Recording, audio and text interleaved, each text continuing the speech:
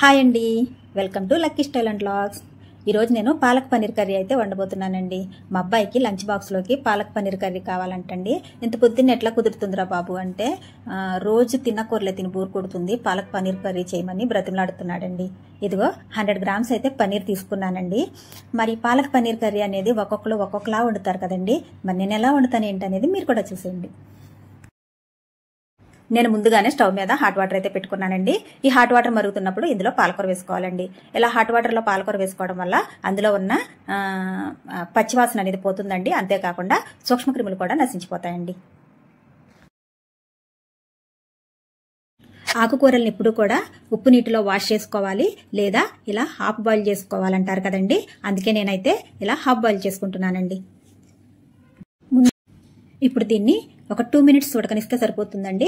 ఎందుకంటే పాలకూర చాలా డెలికేట్గా ఉంటుంది కదండి, ఎక్కువసేపు ఉడకనవసరం లేదనమాట. ఇప్పుడు స్టవ్ ఆఫ్ చేసేసుకుని దీన్ని ఇప్పుడు ఒక బౌల్లోకి తీసేసుకోవాలన్నమాట. లేదా ఇలా ఏదైనా జాలి ఉంటే జాలీలోకి తీసుకున్నామంటే కనుక వాటర్ అంతా కూడా చక్కగా దిగిపోతుందండి.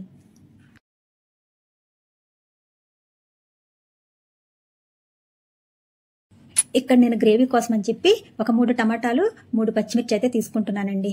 అసలు టమాటా పాలకూర కలిపి వండకూడదంటండి. అలా టమాటా పాలకూర కలిపి తిన్నామంటే కనుక కిడ్నీలో స్టోన్స్ వస్తాయంటండి. అది నిజమే అనడానికి నేనే ఉదాహరణ, నేనైతే నమ్ముతానమాట. ఒక టైంలో ఇలా తినొచ్చన్నారని చెప్పి నేను ఎక్కువగా టమాటా పాలకూర అనేది బాగా ఎక్కువ వండేదాన్నండి. అప్పట్లో నాకైతే స్టోన్స్ వచ్చినాయి. స్కానింగ్లో కూడా కొంచెం చిన్న సైజులో ఉన్నాయండి, 4mm 5mmలోను. అప్పుడు నాకు చాలా భయం అనిపించింది అనమాట. ఏదో మొత్తానికి అవి ఇవి చేసి అవైతే కరిగిపోయినాయండి. అప్పటి నుంచి కూడా నేను ఎక్కువగా టమాటా పాలకూర అనేది మిక్స్ చేసి అస్సలు వండను అనమాట.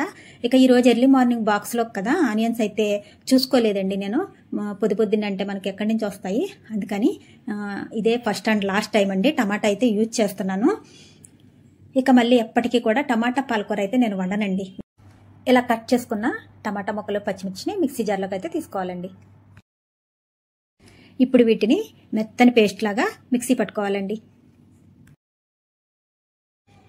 ఇప్పుడు దీన్ని ఒక బౌల్లోకి అయితే తీసేసుకుని ఇదే మిక్సీ జార్లోకి పాలకూర కూడా వేసుకుని దీన్ని కూడా మెత్తగా పేస్ట్లా చేసుకోవాలండి.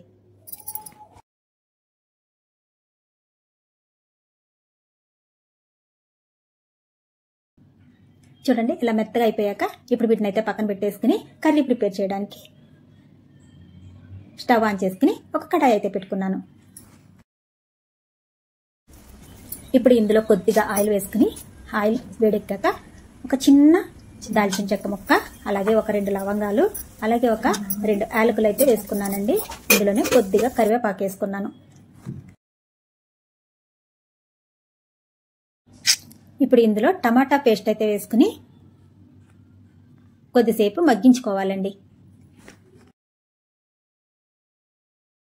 చూడండి ఇలా ఆయిల్ తేలే వరకు కూడా టమాటా పేస్ట్ అయితే మగ్గాక ఇప్పుడు ఇందులో కొద్దిగా పసుపు, అలాగే సరిపడా కారం, రుచికి సరిపడా ఉప్పు అయితే వేసుకుని ఒక 2 మినిట్స్ వరకు కూడా మగ్గించుకోవాలి.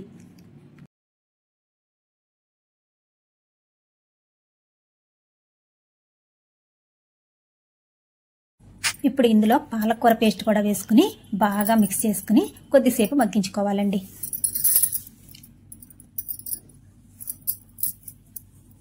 ఇలా కొద్దిసేపు మగ్గాక ఇప్పుడు ఇందులో మనకి ఎంత క్వాంటిటీలో గ్రేవీ కావాలి అనే దాన్ని బట్టి వాటర్ అయితే వేసుకోవాలండి. ఇలా వాటర్ వేసుకుని కొద్దిసేపు ఉడికించుకోవాలి. ఇలా కొత్త ఉడుకుతున్నప్పుడు పన్నీర్ ముక్కలు అయితే కట్ చేసుకుని ఇలా వేసుకోవాలండి. పన్నీర్ ఎప్పుడు కూడా కర్రీ అనేది దింపే ముందు వేసుకోవాలన్నమాట. ఎక్కువసేపు ఉడికితే పన్నీర్ అనేది విడిపోతుందండి. నేను గరం మసాలా వేయడం మర్చిపోయానమాట, అందుకని ఇప్పుడు వేస్తున్నానండి. కొద్దిగా గరం మసాలా వేసుకోవాలి. ఇది టమాటా పేస్ట్లో వేసుకోవాలి, నేను మర్చిపోయాను అనమాట. అందుకే కొద్దిగా గరం మసాలా వేస్తున్నాను. అంతేనండి, కొంచెం సేపు ఉడికించుకుని దించేసుకోవడమేనండి. పాలక్ పన్నీర్ కర్రీ అయితే రెడీ అయిపోయిందండి.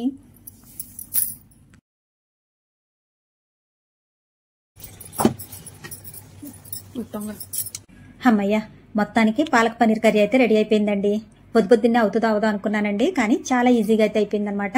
ఇక పెద్ద టాస్క్ ఏంటంటే మా పిల్లలకి లంచ్ బాక్సులు సర్దడమేనండి. మరి మీకు ఈ వీడియో ఎలా అనిపించింది ఏంటనేది కామెంట్లో పెట్టేయండి. అలాగే మీకు ఈ వీడియో నచ్చితే కనుక లైక్ చేయండి, షేర్ చేయండి, సబ్స్క్రైబ్ చేసుకుని సపోర్ట్ చేయండి ప్లీజ్.